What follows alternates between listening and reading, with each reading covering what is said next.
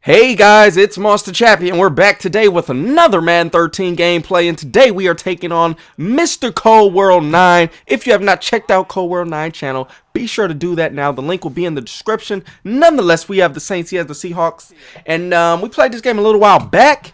Definitely a very good game, definitely shapes up to be a good one, and yeah. During this game, though, this was like last week, and I went to a tournament Tuesday, and basically we got no sleep, no food, and this was the second day, and then we ran it back the third day of no sleep, no food. It was just rough. But that is one thing I will say: if you haven't eaten, if you haven't slept, if you're on some sort of drugs, medication, whatever it is, you got to be careful who you play, when you play, and stuff like that. Like, if you are out of it, just don't play the game. It's not going to work out well for you. You're going to make a lot of mistakes that you usually don't. You're going to misread. You're going to mistime your routes, stuff like that. Just the little stuff. And you might be good for the first half and suck the second half, or vice versa. Just, you might not be able to play the full entire game, which is Madden, and you got to play the full entire game, because if you don't, you're probably going to end up getting spanked or losing. So that is that. But this is one thing I wanted to talk about in this video, and that is the community rankings, ratings. Where does everybody stand? How good are you? How good is this guy, that guy? Where do they stand? Does this guy suck? Is he really good? It's really all the way up to interpretation, and it depends who it is. It depends, what your goals are in Madden, what part of the community you find yourself in, what you're playing for. Are you playing to live? Are you playing just for fun? Are you a casual gamer? Do you play just because you watch the NFL? Whatever the case may be, it really does not matter. But we're going to go ahead and break it down to kind of give you guys a perspective on, how good you need to be or where you want to be, stuff like that. So I went ahead and broke down some numbers. Now, bear with me. I'm pretty good with numbers, but, you guys aren't. But trust me, this will be a real simple breakdown. Nonetheless, let's go ahead and start it.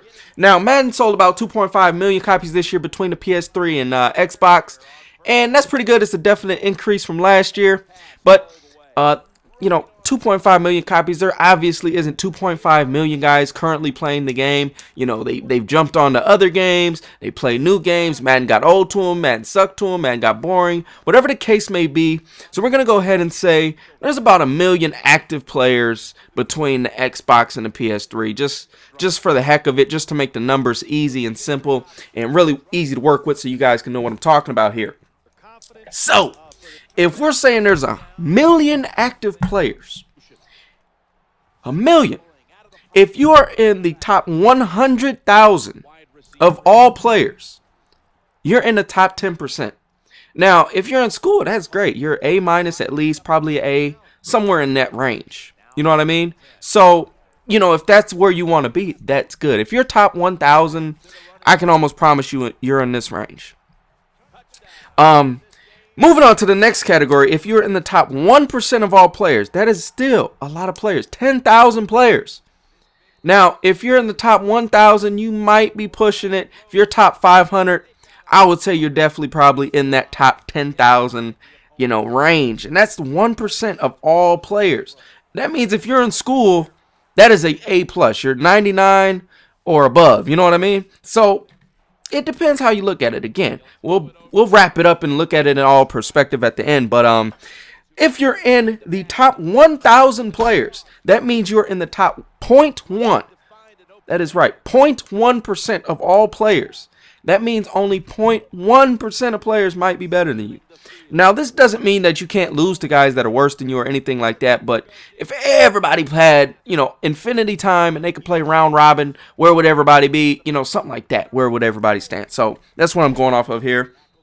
So if you're in the top 1,000 of everybody, now this is not top 1,000 ranked games, because obviously you have to factor in the PS3 side and the Xbox side. I will say if you're top 100 legitimately without, DCing and all that stuff, I would probably say you're in that top 1,000.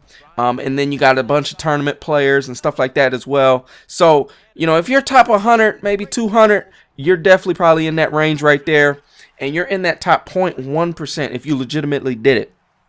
Now, if you're a top 100 player, you are in the top of the top.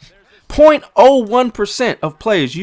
That is your percentile range. That is where you're at. There's only a few, not a lot of players that are better than you.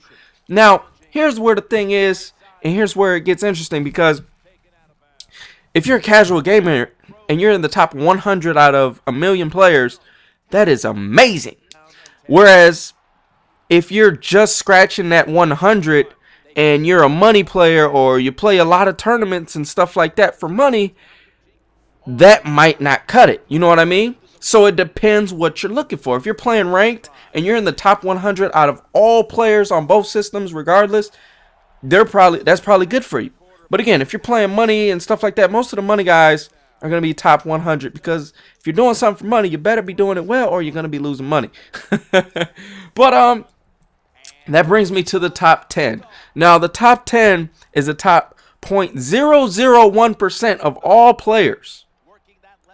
Now, put that in perspective. These are the guys that win the tournaments. These are the guys that go home with first place, second place, third place. They're taking top 4. They're qualifying regularly. Qualifying for Vegas probably happened for them. They're easily going to Vegas. They're the elite of the elite.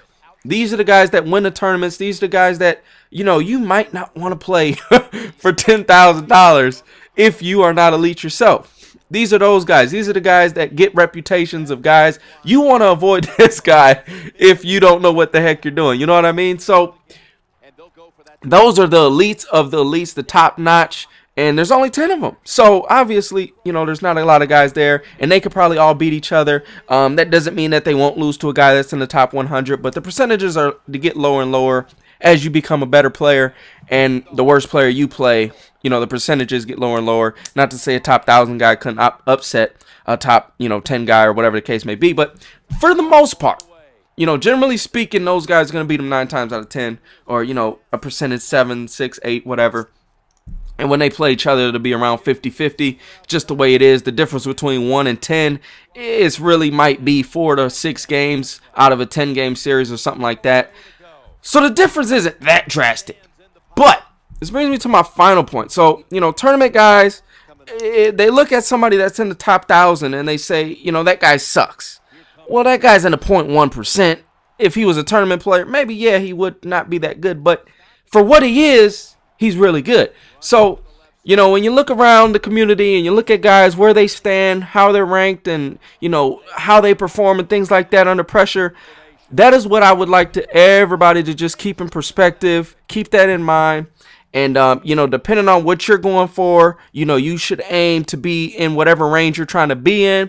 Hopefully this video gave some perspective and some enlightenment on where everybody stands. And until the next time, this is your boy Monster Chappie. We gone.